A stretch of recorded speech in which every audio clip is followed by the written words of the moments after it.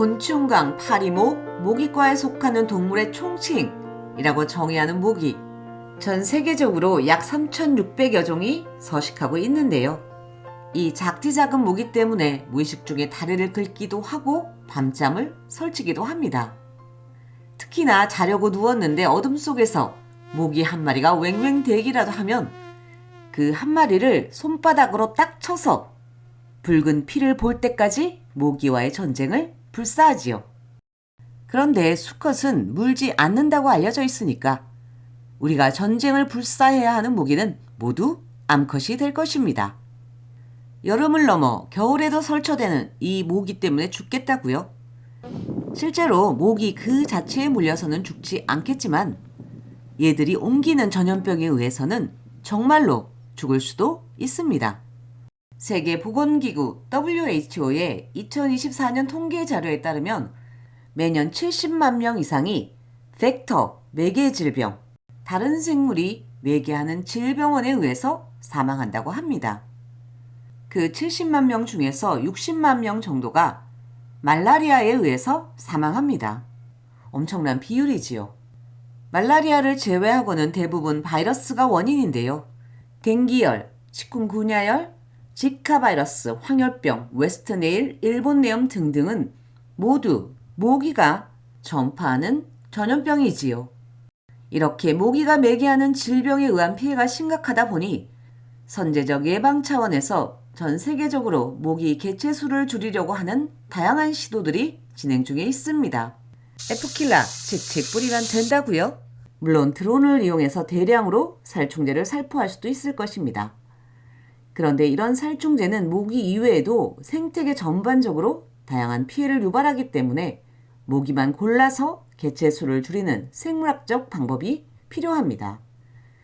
모기만 골라서 죽이는 생물학적 방법의 대표적인 사례에는 방사선을 이용한 멸균 곤충 기술, 볼바키아라는 박테리아를 사용하는 기술, 그리고 유전자 조작 모기 등이 있습니다. 방사선을 이용한 멸균 곤충 기술 SRT는 방사선을 쪼여서 불임이 된 수컷을 대량으로 생태계 내 방사해서 정상적인 자연의 수컷과 짝짓기 경쟁을 시키는 것입니다. 이는 1951년부터 북미나 중앙아메리카 전역에서 가축의 구더기 감염증을 일으키는 나선벌레 파리 등에 대해서 사용해 오고 있는 기술인데요. 이를 모기에 적용하는 것이지요. 볼바키아 박테리아를 이용하는 것은 지금 보는 자료에 볼바키아가 모기와 싸우러 전쟁터로 간다 라는 제목에서 볼 수 있듯이 볼바키아를 무기로 사용하는 기술입니다. 볼바키아는 60% 이상의 곤충에서 흔히 발견되는 박테리아입니다. 이들은 곤충의 장이나 피부처럼 외부와 연결된 공간에 사는 것이 아니라 미토콘드리아처럼 곤충세포 내부에 살고 있습니다. 하지만 자연 상태에서 댕기 바이러스, 지카 바이러스 등을 옮기는 이집트 순모기에서는 발견되지 않는 특징을 보입니다. 이러한 생물학적 사실을 바탕으로 이집트 순모기 에이디스 에이집타이에 인위적으로 볼바키아를 집어넣은 볼바키아 변형 이집트 순모기를 만듭니다. 그리고 이 중에서 수컷만 골라서 대량으로 사육한 다음에 자연에 방사합니다. 그럼 방사된 볼바키아를 가진 수컷은 자연에 살고 있는 수많은 암컷과 짝짓기를 하겠지요. 그 결과 짝짓기한 암컷 그리고 그 암컷이 낳을 알 그 모두가 볼바키아를 가지게 될 것입니다. 아직까지 이유가 명확하지는 않지만 어쩐 일인지 볼바키아가 사는 모기 세포에서는 댕기 바이러스 복제율이 현저히 감소합니다. 그리고 그 알도 잘 부화하지 못합니다. 이러한 사실은 볼바키아 변형 순모기를 이용해서 댕기 바이러스 감염을 효과적으로 통제할 수 있다는 것을 의미합니다. 지금 보는 화면은 세계 모기 프로그램이라는 비영리 단체의 홈페이지입니다. 이 단체는 2013년 베트남에서 처음으로 볼바키아 변형 이집트 순모기를 방사한 이후에 댕기 바이러스 위험 지역인 중남미, 아프리카, 동남아시아, 호주 등에서 이 프로그램을 지속적으로 진행해 오고 있습니다. 이들은 이 방법이 넌 GMO이기 때문에 생태학적으로도 안전하면서 동시에 댕기 바이러스 전파를 효과적으로 막는다고 홍보하고 있는데요. 실제로 얘들을 대량으로 방사한 싱가포르에서는 댕기 바이러스 감염 비율이 전년 대비 약 88%, 브라질의 경우 69%, 인도네시아의 경우 77%나 감소하였습니다. 이 정도면 정말로 막강한 볼바키아라고 할 수 있을 것입니다.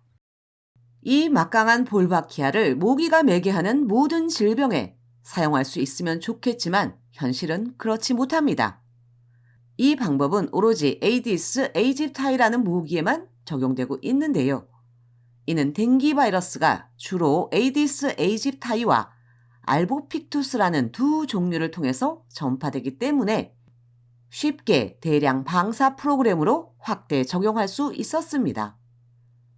하지만 사망률이 가장 높은 말라리아의 경우는 매개하는 모기가 70종이 넘습니다. 태국의 경우에는 10여 종이 넘는 종이 전파하는 등 지역마다 다 다르기 때문에 현실적으로 어렵습니다. 그래도 지속적으로 연구를 하다 보면 보다 효과적인 방법을 찾을 수 있을 것입니다. 유전자 조작 모기 OX513A라는 수컷 모기는 2013년 빌 게이츠 재단의 후원으로 옥시텍이라는 회사가 개발하였습니다. 이 모기는 발생 단계에서 자기 자신을 죽이는 유전자, 자기 한계 유전자를 가지고 있습니다. 이런 유전자를 가진 수컷을 자연에 대량으로 방사해서 새로 태어날 자손에게 이 유전자를 물려주는 것이지요. 그 결과 알들이 성체가 되지 못하고 다 죽어버리기 때문에 생태계 내 모기 개체 수가 줄어들게 될 것입니다. 옥시텍은 이렇게 만들어진 OX513A 수십만 마리를 2013년부터 27개월 동안 매주 브라질의 자코바나라는 지역에 방사하였습니다. 그리고 그 결과를 2019년 사이언티픽 리포트에 게재하면서 매우 효과적으로 이집트 순모기 개체 수를 줄여서 댕기 바이러스의 전파를 줄였다라고 주장하였습니다. 그런데 이 논문이 게재되고 난 이후에 편집부에서 2차례에 걸쳐서 자료에 문제가 있다는 의견을 게재하였습니다. 한마디로 효과가 있다고 하기에는 믿기가 어렵다라는 것이지요. 그렇다고 해서 실험이 중단된 것은 아닙니다. 미국에서도 실험이 진행되었는데요. 원래 계획은 플로리다와 캘리포니아 두 곳에 대량 방사하는 것이었습니다. 그런데 이게 유전자 조작 모기 GMO이다 보니까 환경단체와 주민들이 엄청나게 반발을 했습니다. 긴 우여곡절 끝에 2021년 플로리다에서는 대량 방사를 했지만 결국 캘리포니아에서는 중단되었습니다. 그리고 그 이후에도 진행되는 사항은 없습니다. 지금까지 모기만 골라서 죽이는 생물학적 방법에 대해서 살펴보았는데요. 이 세 가지 방법에는 하나의 공통점이 있습니다. 새로 태어날 암컷을 죽이기 위해서 수컷을 사용한다는 것이지요. 그런데요, 대량으로 모기를 사육하면 반드시 암수가 섞여 있을 텐데 저렇게 많은 개체 중에서 어떻게 수컷만 골라낼 수 있을까요? 대량 사육 시 사용되고 있는 주된 방법은 유충의 크기 차이를 이용하는 것입니다. 일반적으로 수컷 모기의 유충이 암컷의 유충보다 작기 때문에 비중에 차이가 있습니다. 따라서 화면에서 보이는 저 장치 유리판 사이에 유충을 떼거지로 물과 섞어서 부으면 맨 아래는 아주 가벼운 번데기, 가운데가 수컷 유충, 맨 위가 암컷 유충입니다. 가운데 있는 녀석들만 모아서 다시 성체로 키우면 되겠지요. 그러다 보면 성장 속도가 느려서 크기가 작은 암컷의 유충도 섞일 것입니다. 어쩔 수 없는 일이지요. 100%는 없을 테니까요. 이와 같은 방법으로 골라낸 유충을 키우면 약 86% 정도가 수컷이라고 하니 대량으로 사육하는 경우치고는 그리 나쁘지 않은 수치라고 할 수 있을 것입니다. 굳이 이렇게 기를 쓰고 수컷만 골라야 하는 이유가 있습니다. 이유는 두 가지인데요. 첫 번째는 효율성입니다.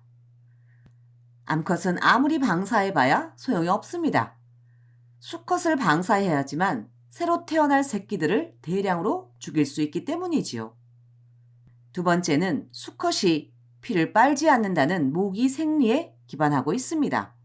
수컷 45만 마리, 74만 마리를 방사했는데 만약 이것들이 피를 빨아서 질병을 옮긴다고 하면 이는 그야말로 우리가 만드는 대재앙이 될 것입니다. 미국 질병통제예방센터가 모기 방사 프로그램에 대해서 설명한 자료 화면에는 수컷 모기는 물지 않습니다. 수컷은 오로지 식물의 즙을 먹습니다. 라는 메모가 첨부되어 있는 것을 볼 수 있습니다. 떼거지로 수컷 모기를 방사해도 안전하다는 것을 강조하기 위해서일 것입니다. 암컷의 경우 새끼를 잉태하는 과정에서 엄청난 영양분을 필요로 하기 때문에 그 영양분을 동물의 피로 충당합니다. 화면에서 보면 피를 너무 많이 빨아서 저장할 공간이 부족해지면 영양분만 흡수하고 나머지는 바깥으로 버리면서까지 계속 피를 빨아먹는 것을 볼 수 있습니다. 하지만 수컷은 오로지 식물이 저장한 당분만을 섭취한다는 것이 곤충학계의 정설입니다. 우리나라에서도 30년 넘게 모기만 연구한 연구자가 여러 매체를 통해서 수컷은 안 물어요, 안 물어요 라고 언급한 것을 확인할 수 있습니다. 그런데요, 너무나 강력하게 아니라고 하면 진짜 그럴까? 하는 의문이 생기지 않나요? 저만 그런 게 아닌가 봅니다. 아직 정식으로 게재된 논문은 아니지만 펜실바니아 주립대학교 곤충연구부에서 게재 예정인 조바나 보직 등의 수컷 모기의 무혈작용 패러다임 재검토라는 제목에서 볼 수 있듯이 이들도 진짜 안 물어? 라고 의심을 했던 모양입니다. 사실 이들의 연구가 수컷 모기도 문다는 최초의 보고도 아닙니다. 이미 2016년 수컷이 피를 먹기 위해서 문다는 내용을 실은 논문이 게재된 바 있습니다. 2016년 논문에서는 피를 먹은 수컷의 수명이 짧아진다고 합니다. 평균적으로 수컷이 2 내지 3개월을 사는데 피를 먹은 수컷은 고작 10분의 1인 2 내지 3일만 산다. 이는 피가 수컷에게 독성을 유발하기 때문이다 라고 설명하고 있습니다. 다시 조바나 보직 등의 논문으로 돌아가서 내용을 살펴보면 이들은 24시간 동안 물도 설탕물도 안 준 상태로 수컷을 완전히 탈수시킨 이후에 피를 빠는지에 대한 실험을 진행했습니다. 그랬더니 파라핀으로 코팅된 막을 뚫고 수컷 모기가 엄청나게 피를 빨아먹는다는 것을 확인했습니다. 24시간을 굶겼으니 수컷 모기라고 별 수 있겠습니까? 그게 독이든 약이든 무조건 먹어야 할 것입니다. 그런데요, 습도를 인지하는 유전자 LR93A를 깨버린 수컷의 경우에는 탈수를 시켜도 피를 빨아먹는 비율이 크게 증가하지 않았습니다. 이러한 결과는 수컷이 느끼는 습도가 피를 빨 것인가 말 것인가를 결정한다는 것을 보여주고 있습니다. 더불어 이 탈수된 수컷이 실제로 사람 손에 달려들어서 물려고 하는 것을 볼 수 있으며 피부에 상처가 있는 경우 얘들이 너무나 쉽게 피부 장벽을 뚫고 피를 빨아먹는 것을 확인할 수 있습니다.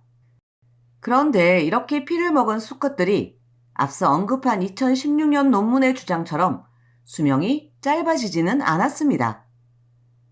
조바나 보직 등의 연구에서는 적어도 피가 독은 아니라는 것이지요.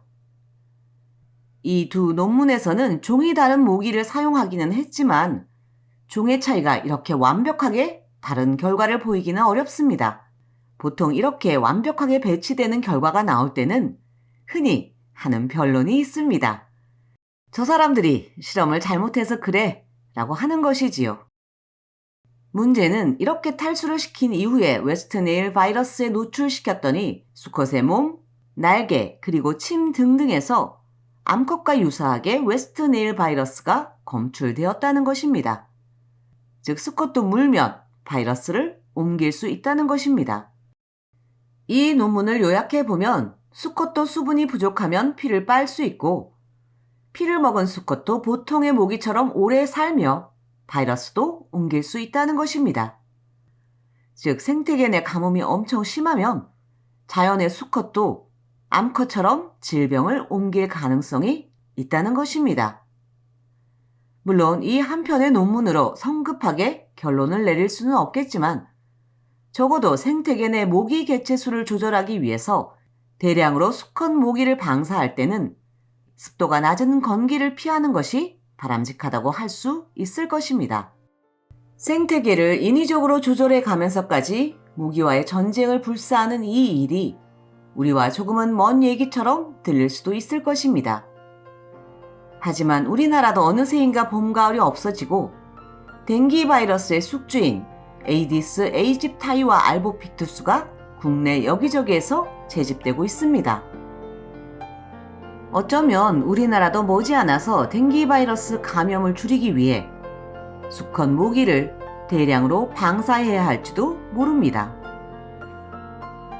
지금까지 불량엄마 과학수다 수컷 모기가 흡혈을 이었습니다.